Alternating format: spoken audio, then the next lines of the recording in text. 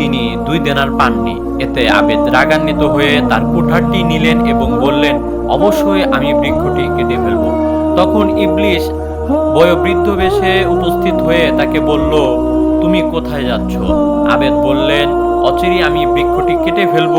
ইবলিশ বলল, তুমি কখনো পারবে না, আমি অবশ্যই তোমাকে তা করতে বাধা দেব। অতঃপর উভয়ে লড়াইয়ে লিপ্ত হলো।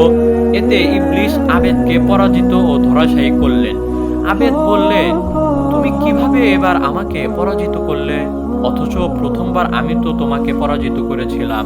ইবলিশ বলল, কেননা তুমি প্রথমবার আল্লাহর জন্য রাগান্বিত হয়েছিলে এবং তোমার আমল ছিল আল্লাহর জন্য একনিষ্ঠ, তাই আল্লাহ তোমাকে আমার থেকে নিরাপত্তা দিয়েছেন।